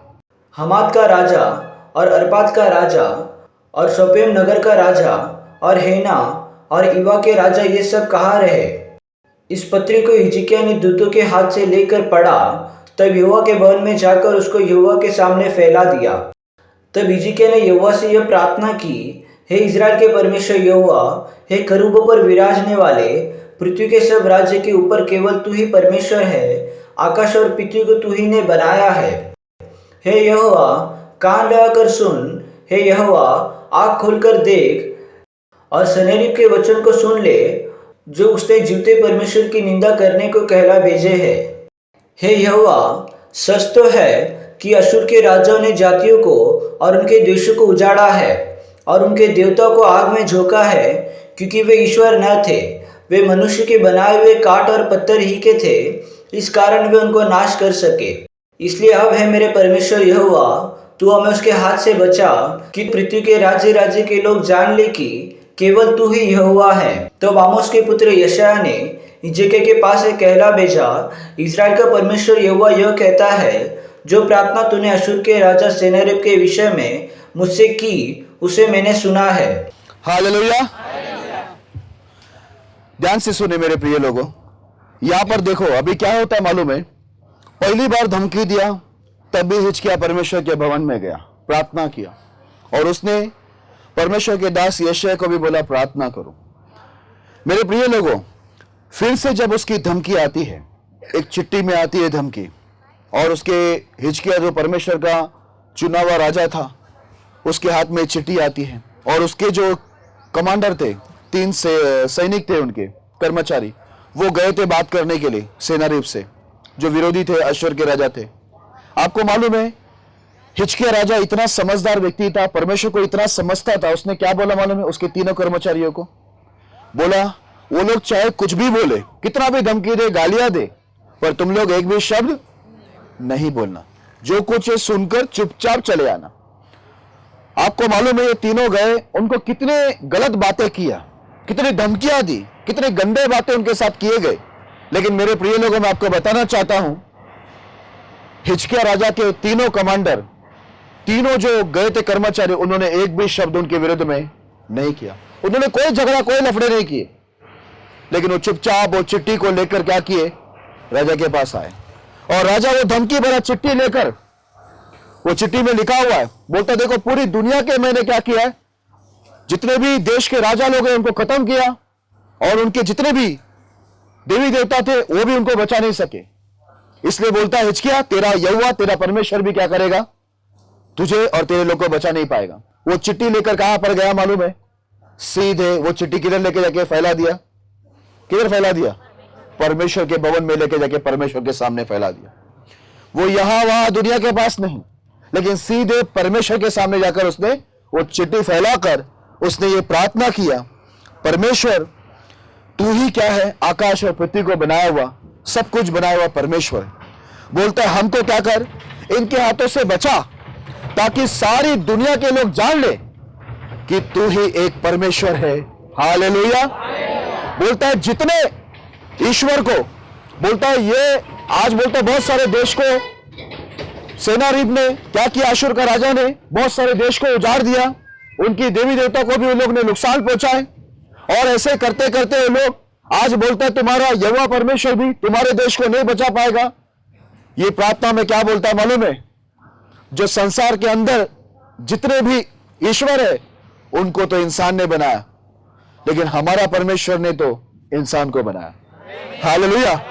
इसलिए मैं हमेशा कहता हूं, इंसान ने बनाए हुए ईश्वर अनेक है, इंसान को बनाया हुआ ईश्वर परमेश्वर एक ही है। हालेलुया। आज हिजकिय्याह ने यही प्रार्थना किया कि ये पूरी दुनिया के देश को नुकसान पहुंचाकर आज हमारे देश के पास भी आकर बोलता है कि दुनिया के ईश्वरों ने उनके देश को नहीं बचा सका, आप तुम्हारे देश को भी तुम्हारा परमेश्वर यहोवा नहीं बचा पाएगा।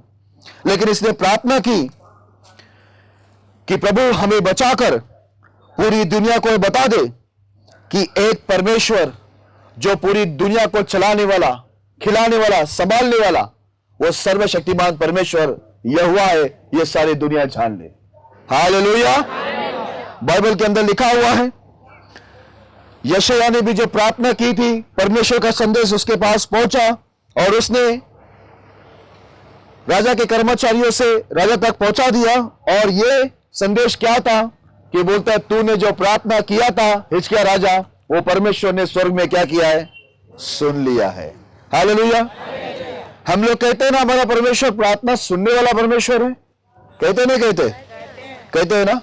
आज यहां पर भी देखो, ये राजा अपनी सेना को लेकर लड़ाई करने नहीं गया, लेकिन जैसे उसको धमकी आई, विरोध आया, और जो सामने जो अश्शूर का राजा था वो कोई मामूली व्यक्ति नहीं था, उसने बहुत सारे देशों को उजाड़ा था। इसी वजह से उसकी हिम्मत इतनी बढ़ गई थी, उसे ऐसा लगता था अब मैं कोई भी देश को उजाड़ सकता हूं, कोई भी देश का ईश्वर उनको बचा नहीं सकता मेरे हाथ से। उसने अपने आप को ईश्वर समझने लगा। उसको यह नहीं मालूम था यहूदियों का, इस्राएल का परमेश्वर कितना भय योग्य, कितना सामर्थी, कितना खतरनाक परमेश्वर उनको पता नहीं था। हालेलुया। इसलिए उसने क्या कर दिया, गलती से उस परमेश्वर को ललकार दिया। बोलता तुम्हारा यहोवा परमेश्वर भी तुमको बचा नहीं पाएगा। अब ये सुनने के बाद स्वर्ग का परमेश्वर उसको उत्तर देता है, तुझे डरने की जरूरत नहीं है, क्योंकि मैं तेरी प्रार्थना सुना है। क्योंकि तू कहीं और गया नहीं, तुमने आंदोलन नहीं की, तूने लड़ाई नहीं की, पर तू सीधा किधर आ गया, सारे कंप्लेंट निवेदन लेकर मेरे पास आया। और बाइबल के अंदर लिखा है जो परमेश्वर के पास जाते हैं उससे प्रभु कभी खाली हाथ वापस नहीं लौटाता। हालेलुया। उसका जरा 22वां वचन पढ़ना, दूसरा राजा 19 अध्याय का 22वां वचन पढ़ना। तूने जो नाम धराया निंदा की है वह किसके की है, और तूने जो बड़ा बोल बोला और घमंड किया है वह किसके विरुद्ध किया है? इज़राइल के पवित्र के विरुद्ध तूने नहीं किया है। हालेलुया। मेरे प्रिय लोगों, इस वचन के अंदर लिखा हुआ है तूने जो बड़ा बोल बोला, तूने जो घमंड किया, तो किसके विरोध में किया है? इज़राइल, परमेश्वर, यहूदी जो लोग हैं, बोलता है तो उसके विरुद्ध नहीं। तूने उनको छूने का मतलब है, उनके विरुद्ध बोलने का मतलब है तुम उनके परमेश्वर को क्या कर दिया है, ललकार दिया है। हालेलुया। मेरे प्रिय लोग, आप अच्छे से जान लेना, यदि आप में से एक भी व्यक्ति, जो हम परमेश्वर के लोग हैं, जो भी हमारे खिलाफ उठते हैं, वो हमारे खिलाफ नहीं, लेकिन आकाश पृथ्वी का, पूरा दुनिया को बनाने वाला, सामर्थी, भय योग्य, खतरनाक परमेश्वर के विरुद्ध उठता है। हालेलुया। और जो भी उसके विरुद्ध उठता है, याद में रखना, मैं आपको बता दूं, जो भी आज तक इतिहास गवाह है उस यहोवा परमेश्वर के विरुद्ध में उठा है, वो सब के सब नाश किए गए हैं। हालेलुया। वो सब धरती के अंदर दफन किए गए हैं। इतिहास पहले भी ऐसे थी, आज भी ऐसे है, और आगे भी जो भी जिंदा खुदा के विरुद्ध उठेगा, निश्चय वो परमेश्वर के हाथों के द्वारा मारा ही जाएगा। हालेलुया। ना आज तक वो परमेश्वर के ऐसा कोई हुआ है और ना कोई होगा। हालेलुया। और आज तक कोई उससे टकरा के ना कोई जीता है और ना कोई आगे भी जीतेगा नहीं। हालेलुया। हालेलुया। मेरे प्रिय लोगों, परमेश्वर ने हमें बोला है कि क्षमा करो, दया करो, छोड़ दो, पर परमेश्वर छोड़ेगा किसी को? याद रखना, हमें बोला गया कि तुम लोग क्षमा करो। Praise the Lord. आप जाकर किसी को मारेंगे, आपके ऊपर केस हो जाएगा। आप जाके मारेंगे, आपको बंद कर देंगे अदालत में। मुझे बताइए, यदि परमेश्वर किसी को मार देगा तो परमेश्वर को कौन सी हथकड़ी डालेंगे? कौन सा जेल है जिसमें परमेश्वर को बंद करेगा? कौन सा केस डालेंगे परमेश्वर के ऊपर? बताइए। ऐसा कोई जेल है जिसमें परमेश्वर को लाकर डाल सकते, बंद कर सकते? नहीं, नहीं ना, कभी नहीं हो सकता। हालेलुया। मेरे प्रिय लोगों, दुनिया के अंदर कितने भयंकर काम हमारा परमेश्वर करता है, बाइबल के अंदर लिखा हुआ है। मैं आपको यही बात बताना चाहता हूं कि आप आपकी वीरता पर, आपकी बुद्धि पर, आपके धन पर, या आपके कोई भी टैलेंट बुद्धि पर आप घमंड मत करो और भरोसा भी मत रखो। यदि आपको घमंड करना है तो आप एक ही बात पर घमंड करो कि आप परमेश्वर को जानते और समझते। आप देखो, ये हिजकिय्याह राजा होकर भी अपनी सेना को लेकर वो लड़ने को नहीं गया। मेरे प्रिय लोगों, लड़ने को नहीं गया। उसको मालूम था मेरा परमेश्वर, हमारा परमेश्वर बिना लड़ाई का ही हमें विजय देने वाला है। वो ताकतवर है, हमें कोई आंदोलन की जरूरत नहीं, हमें कोई लड़ाई की जरूरत नहीं, क्योंकि हमारा परमेश्वर तो ऐसा परमेश्वर है, लड़ाई शुरू होने से पहले ही हमें विजय करवा देता है। हमारा परमेश्वर का देखो ना, पढ़ के देखेंगे तो ऐसा ही है। इसके लिए सालों गुजर गए।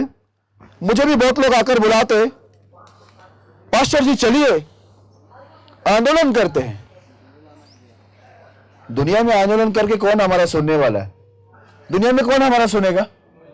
कोई आज तक सुना है हमारा? हमारा निवेदन, हम जब जाते हैं, हमारा दुख, तकलीफ, परेशानी किसी को बताते, कोई सुनता है यहाँ पर? मैं आपको एक बात बता दूं, ये दुनिया में कोई सुनेगा नहीं, लेकिन दुनिया बनाने वाले के पास जरा जाकर देखो, दुनिया तो नहीं सुनेगी, पर दुनिया बनाने वाले के पास जाके देखो, 100% 100% वो परमेश्वर आपका सुनेगा। और यहां पर हिजकिय्याह राजा का भी बाइबल के अंदर लिखा हुआ है, उस समय का पादशाह यशायाह ने बोला, तेरी प्रार्थना स्वर्ग में परमेश्वर ने सुन लिया है। हालेलुया। बोला अभी तुम में से किसी को डरने की जरूरत नहीं है, परमेश्वर के लोगों का एक भी बाल बाका नहीं होगा। Praise the Lord.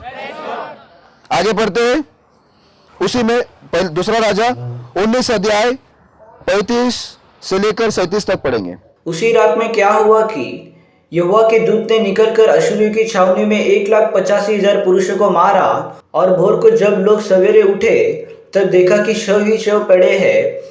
तब अश्शूर का राजा सन्हेरीब चल दिया और लौटकर निनवे में रहने लगा। वह अपने देवता निस्रोन के मंदिर में दंडवत कर रहा था कि अदीमेलेक और सरेसर ने उसको तलवार से मारा और अरारत देश में भाग गए। तब उसका पुत्र एसर्यादोन उसके स्थान पर राज्य करने लगा। हालेलुया। मेरे प्रिय लोगों, आपने सुना, ये सन्हेरीब अश्शूर के जो लोग थे 1,85,000 की सेना लेकर परमेश्वर के लोगों को नुकसान पहुंचाने के लिए आए। हाँ, इन्होंने दुनिया के बहुत सारे लोगों को नुकसान पहुंचाया। नुकसान पहुंचा के आते आते विपत्तियां लोगों के ऊपर डालते डालते वो लोग परमेश्वर के लोगों को भी सताने के लिए आ गए। उन पर भी विपत्ति डालने आए, उन पर भी संकट डालने आए, उन्हें भी वो लोग मार डालने आए, बंदीगृह में ले जाने के लिए आए, नुकसान पहुंचाने के लिए आए। लेकिन वहां का राजा अपनी वीरता पर नहीं, अपने बुद्धि पर नहीं, अपने धन पर नहीं, लेकिन वो किस बात पर घमंड करता था मालूम है? वो एक ही बात पर घमंड करता था कि मैं मेरा परमेश्वर को जानता और समझता हूं। मैं अच्छे से समझता हूं, मुझे लड़ने की जरूरत नहीं है, मेरा परमेश्वर लड़ेगा।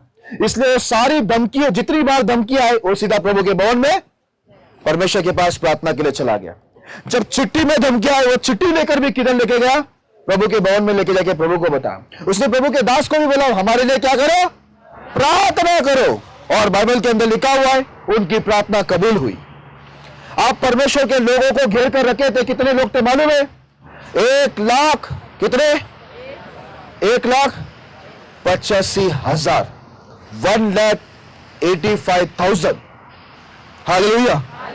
1,85,000 सेना ने पूरे परमेश्वर के लोगों को चारों तरफ से घेरा हुआ था। आपको मालूम है क्या हुआ?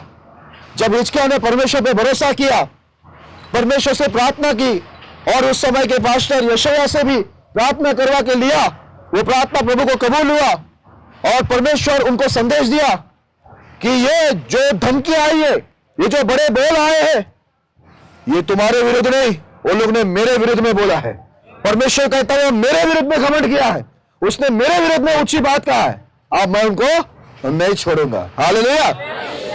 मेरे प्रिय लोगों, परमेश्वर का केवल, हालेलुया, बाइबल के अंदर लिखा हुआ है, परमेश्वर का केवल एक स्वर्ग का दूत आया। कितना आया? कितना? एक स्वर्गदूत आकर 1,85,000 अश्शूर की सेना को क्या किया? मारकर गिरा दिया। बाइबल के अंदर लिखा है, सुबह सुबह देखे तो दूर दूर तक क्या पड़े हुए? लाशें पड़े हुए। हालेलुया। मेरे प्रिय लोगों, कितना दूत था? एक दूत। सोचिए, 2 आता तो एक ही आ गया, 1,85,000 को गिरा दिया। सन्हेरीब उसको उसी के जगह पर लेके जाकर उधर क्या कर दिया? परमेश्वर ने तलवार से मरवा दिया। कहां गया उनका घमंड? कहां गए उनकी सेना? कहां गया उनका ताकत? कहां गया उनका सताव? कहां गया उनका बड़ा बोल? मेरे प्रिय लोगों, मैं आपको बता रहा हूं फिर से, हिजकिय्याह परमेश्वर को जानता और समझता था। आजकल के जितने भी मसीह और लीडर लोग हैं, जरूरी है मेरे प्रिय लोगों कि हम भी परमेश्वर को जाने और समझे कि वो सर्वशक्तिमान है, वो सब कुछ कर सकता है, वो असंभव को संभव कर सकता है। जरूरत नहीं है हमें लड़ने भिड़ने की, जरूरत नहीं है हमें आंदोलन करने की, मोर्चा निकालने की। जरूरत यह है कि हम प्रभु के भवन में आकर बैठे, उसको पुकारे, उसकी दुहाई दे, प्रार्थना करे, उपास करे। क्या हमारा परमेश्वर सो गया है? क्या हमारा परमेश्वर अब कमजोर हो गया है? तो फिर क्यों हम लोग ताकतवर हो रहे? हम क्यों लड़ने जा रहे? अगर वो कमजोर होता है तो ठीक है, हम लड़ने जा सकते हैं, लेकिन वो तो तब भी ताकतवर था, अब भी ताकतवर है और आगे भी ताकतवर ही रहेगा। हालेलुया। क्योंकि वो इंसान नहीं, वो कौन है? परमेश्वर है। हालेलुया। तो यहां पर 1,85,000 की सेना परमेश्वर के एक दूत द्वारा मार गिराया गया और सेनारीब भी मर गया, जिसने परमेश्वर के विरुद्ध में प्रभु के लोगों को धमकियां दी थी कि मैं तुम्हें सबको उजाड़ दूंगा। हालेलुया। जो सेनारीब ने बोला था, अशूर के राजा ने जो बोला था, क्या वो बोला था वो हो गया वैसा? प्रभु के लोगों को नुकसान पहुंचा उसने? पहुंचा पाया क्या? नहीं। क्यों ये शत्रु लोग परमेश्वर के लोगों पर विजय नहीं हो पाया? जल्दी से बताइए। हाँ, हिजकिय्याह ने क्या किया? प्रार्थना की। एस्तर रानी ने क्या किया? प्रार्थना किया। अब जब सभी प्रार्थना करें तो हमें भी क्या करना चाहिए? ओके, आपका एक सवाल उठेगा, हमेशा एक सवाल उठता ही है, विशेष तौर पर दशमांश के टाइम। नया करार में लिखा है क्या? मेरे पास आ जाना, मैं बताऊंगा आपको। बाइबल पढ़ने वाले को सब मालूम रहता है नया करार में क्या लिखा है, पुराने करार में क्या लिखा है। ओके, अभी आप बोलेंगे नया करार में क्या करना है? नया करार में मैं आपको बताना चाहता हूं, एक बार पतरस को, उस समय का जो शासन था, उस समय में ऐसा हुआ, यीशु मसीह का चेला, उस समय का पास्टर पतरस को पकड़ के जेल में बंद कर दिया। जब उसको जेल में बंद कर दिया गया, मेरे प्रिय लोगों, बाइबल के अंदर क्या लिखा है मालूम है? कलीसिया के लोग क्या कर रहे थे? आंदोलन की तैयारी कर रहे थे, घूम रहे थे यहां से वहां मदद मांगने के लिए, नहीं घूम रहे थे। फिर हमारी हालत ऐसी क्यों है? शायद हम उतने अच्छे विश्वासी नहीं है लग रहे, हम एस्तर जैसे नहीं है, हम हिजकिय्याह जैसे नहीं है, और हम उस पतरस की, उस कलीसिया के जैसे भी नहीं है लग रहे। हमारा विश्वास, मुझे लग रहा है बाइबल में से लिखा ना, 30 गुना, 60 गुना, 100 गुना। हमारा विश्वास कितना है फिर? 10 गुना। हम तो बहुत परेशान हो जाते, बहुत डर जाते हैं। यहां पर बाइबल के अंदर लिखा हुआ है, ये सभी लोग मिलकर, उस समय की कलीसिया के लोग पतरस के लिए लौ लगाकर क्या कर रहे थे? प्रार्थना कर रहे थे। उसकी प्रार्थना परमेश्वर ने सुना। क्या आया था पतरस को छुड़ाने के लिए? पतरस को एकदम अंदर की बंदी में डाला हुआ था, है ना, बहुत सुरक्षा में रखा हुआ था। उसको बचाने के लिए कौन आ गया इनकी प्रार्थना से? स्वर्ग का दूत। खोल दिया दरवाजे, पतरस आ गया इनको मिलने। जब पतरस से दरवाजा खटकाया, लोग प्रार्थना करे तो उधर ही आ गया। ये प्रार्थना, पवित्र आत्मा उनको उधर ही लेके आ, देख इधर ही प्रार्थना हो रही है। खटखटाया तो मालूम है, अंदर से वो पूछा कि कौन है? बोला पतरस है। वो दरवाजे नहीं खोली, जो दरवाजे पे था। खुशी के मारे चली गई, पहले दरवाजा तो खोलो। हालेलुया। वो बोले देखो पतरस आ गया। तो जो प्रार्थना करते उनको ही विश्वास नहीं हो गया, बोलते नहीं पतरस ने कोई दूध होगा। कभी कभी हमको हमारी प्रार्थना पे विश्वास नहीं होता, पतरस आ गया। लेकिन हालेलुया, जब प्रार्थना से जेल के बंधन खुल सकते हैं, बंदीगिरी खुल सकते हैं, जो लॉक होते हैं वो खुल सकते हैं, जब शत्रु हार सकते हैं, जब सब कुछ प्रार्थना और उपास से हो सकता है, तो मेरे प्रिय लोगों, क्यों हम अपनी बुद्धि पर, क्यों हम अपने ताकत पर भरोसा करते? हालेलुया। बात संसार के शत्रुओं का ही नहीं बोल रहा हूं, संसार के विरोधियों का ही बात नहीं बोल रहा हूं। यदि आपके जीवन में कोई भी विरोधी उठता है, कहां से भी, चाहे आप स्कूल में पढ़ने वाले हो, कॉलेज के स्टूडेंट हो, या कोई इंस्टीट्यूट में हो, या आप नौकरी कर रहे हो, या आप बिजनेस कर रहे हो, या आपके गांव में, शहर में, जहां भी आप मसीह है करके, प्रभु यीशु को मानने वाले करके, कोई भी यदि आपके विरुद्ध उठता है, मेरे प्रिय लोगों, आपको उनके विरुद्ध उठने की जरूरत नहीं है। आपको परमेश्वर के पास जाकर उनसे प्रार्थना और उपास करने की जरूरत है। हालेलुया। आपको कोई आंदोलन करने की जरूरत नहीं है, और परमेश्वर ने आपको कोई आंदोलन करने का आदेश भी नहीं दिया है, आज्ञा भी नहीं दी गई है। हालेलुया। हमारा परमेश्वर ताकतवर है। इसलिए देखो, जब यीशु को पकड़ने के लिए आए थे सैनिक, रात को इतने सारे लोग आए, शास्त्री, फरीसी थे, याजक, महायाजक थे। जब पकड़ने आए तो पतरस ने क्या किया? पतरस को क्या लगा मालूम है? यीशु का नाम लो और तलवार से उड़ा दो इनको। तो उसने तलवार निकाला, एक का कानी उड़ा दिया। वो बड़े नारे लगा दिया, जय यीशु की, काट दिया, कानी उड़ा दिया। यीशु पतरस को पकड़ के साइड में किया और उसको समझाया, यदि तू तलवार से लड़ेगा तो तू भी तलवार से मारा जाएगा, तुझे लड़ने की जरूरत नहीं है। बोलता अगर मैं प्रार्थना करूं तो स्वर्ग से कितने फौज आएंगे मालूम है? फौज आएंगे। एक फौज में कितने लोग होते हैं? बोलते सेना उतरेंगे, फौज। बोलता है 12 फौज आएंगे, लिखा है ना? बोलता है मैं पुकारूंगा 12 फौज आएगा, तुमको तलवार चलाने की जरूरत नहीं है। वो कान लिया और वापस से जिसका कान था उसी को चिपका दिया। वो भी हैरान हो गया, वो भी बाद में जाकर यीशु को स्वीकार किया होगा। ये पतरस बोल रहे मैं तो सोचा कि सबको काटना है अपने को, यीशु तो जोड़ रहे। हालेलुया। जब हम प्रार्थना करते हैं, मेरे प्रिय लोगों ध्यान से सुनना, मैं एक जरूरी बात बोल रहा हूं। जब हम आंदोलन करते हैं, लोग हमारी ताकत को देखते हैं, लेकिन जब हम प्रार्थना और उपास करते, प्रभु की दुआएं देते, तो पूरी दुनिया परमेश्वर की ताकत को देखता है। हालेलुया। उसके बाद वो भी परमेश्वर में विश्वास करते, वो भी झुकते हैं। जब यीशु क्रूस में था तो वहां का सैनिक कमांडर भी बोलता है ये व्यक्ति धार्मिक, क्योंकि उस समय अंधकार छाया, भूकंप आ गए। हालेलुया। मेरे प्रिय लोगों, मैं आपको बताता हूं, विजय पाने के लिए लड़ने की जरूरत नहीं, विजय पाने के लिए जरूरत है कि हम परमेश्वर को जाने, समझे कि वो परमेश्वर हमसे चाहता क्या है। वो यही चाहता है कि हम उस पर भरोसा करें और उसी से प्रार्थना करें, उसी की उपास करें और उसी को पुकारे, और वही लड़ने में वीर है। उसके जैसा वीर कोई पैदा नहीं हुआ। हालेलुया। इतिहास गवाह है, आज तक कोई भी व्यक्ति यीशु मसीह पर, परमेश्वर पर विजय नहीं हुआ है और ना कभी होगा। हालेलुया। क्या आप इस बातों को समझते हो कि यीशु पर, हमारे परमेश्वर पर आज तक कोई विजय नहीं हुआ और आगे भी नहीं होने वाला है? हालेलुया। आप डरिए मत। विरोधी आपका घर का हो, विरोधी आपका पड़ोसी हो, विरोधी आपका कुटुंबी हो, रिश्तेदार हो, विरोधी दुनिया के लोग हो, विरोधी कोई भी क्यों ना हो, मेरे प्रिय लोगों, मैं आपको एक बात बता देता हूं, आपका परमेश्वर आपको पहले विजय दे चुका है और आज भी वो विजय करने के लिए ताकतवर है, सामर्थ्य है। हालेलुया। आपको हर परिस्थिति में, एक परिस्थिति में नहीं, लेकिन वो हर परिस्थिति में आपको विजय देगा, यदि आप उसको समझेंगे, आप उसको जानेंगे, और आंदोलन के बदले, विरोध के बदले यदि आप उसके सम्मुख प्रार्थना उपास करके उसको पुकारेंगे, तो वो जरूर आपको विजय देगा। आप अकेला लड़ने जाओगे, विरोध करने जाओगे, लड़ाई करने जाओगे, तो आप हार जाओगे। ये मैं पहले बताता हूं, क्योंकि आप अकेले जा रहे हो ना। आप जाओगे तो हम तो इंसान हैं, हम जाएंगे तो हारेंगे। इसलिए मेरे प्रिय लोगों, मैंने वो पतरस के बारे में पढ़ा नहीं, आप लोग जानते हैं, उससे भी आप लोग इसके साथ में लिख लेना, क्योंकि हमारे पास समय भी बहुत कम है, फिर से हमें मीटिंग के लिए आना है।